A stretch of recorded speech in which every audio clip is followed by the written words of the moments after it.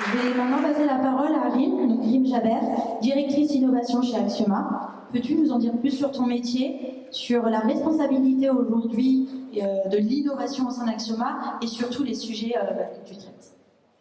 Bonjour à toutes et à tous. Je suis vraiment ravie au nom d'Axioma de vous accueillir tous ici parmi nous.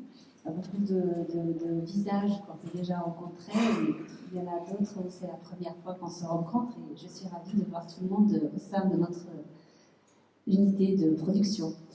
Pour revenir un petit peu à ta question, Mélanie, en fait, comme l'a dit Anthony tout à l'heure, nous sommes des concepteurs et de fabricants de biostimulants, de biosolutions au sens large, et plus précisément de biostimulants.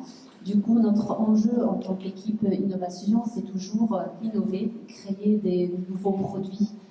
Et si je peux parler en fait des missions de notre équipe innovation, c'est vraiment, on a une mission qui est scindée en deux parties. La première partie, c'est de continuer à comprendre et à consolider nos connaissances par rapport à nos produits actuellement présents sur le marché, qui sont déjà sous autorisation de mise sur le marché. Ces produits-là, pourquoi on les travaille toujours, même s'ils sont sous AMM, c'est parce qu'on souhaite avoir le maximum d'informations sur leur mode d'action et leur effet agronomique, pour que derrière, nous puissions apporter des informations et des réponses concrètes à nos partenaires en partie présents aujourd'hui ici, pour que eux, de leur côté, puissent apporter des réponses aux agriculteurs, parce que leurs clients, in fine, ce sont les agriculteurs, les utilisateurs de ces produits.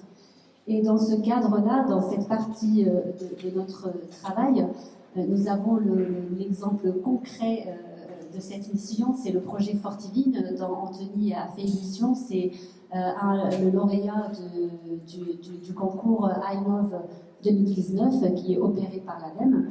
Et dans le but de ce projet-là, c'est de comprendre et d'approfondir nos connaissances sur les modes d'action du produit vigne, qui est commercialisé par Adama, justement, et de comprendre comment il agit exactement et concrètement au niveau de la plante sur le plan moléculaire et cellulaire, pour que derrière, il permette à la plante d'améliorer ses tolérances face à des stress climatiques, aux aléas climatiques.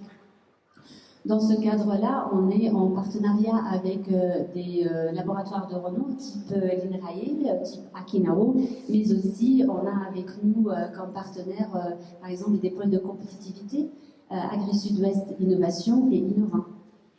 Si je continue sur l'autre mission qui est la mission phare, j'ai envie de dire, d'une équipe R&D, c'est de créer le nouveau produit d'Axioma, les produits qui sortiront d'ici 5 ans. Et dans ce cadre-là, on a 3 projets qui sont en cours, dont un a été déposé début du mois d'octobre, c'est le projet Algeo, pareil dans un appel à projet opéré par l'ADEME, et qui va traiter des problématiques de développement et de croissance chez les cultures oléoprotéagineuses. Vous avez fait tout à l'heure le rapport entre l'agriculture et l'importation. Ce sont des cultures qu'on importe énormément. Soja, c'est 60% d'importation ici en France.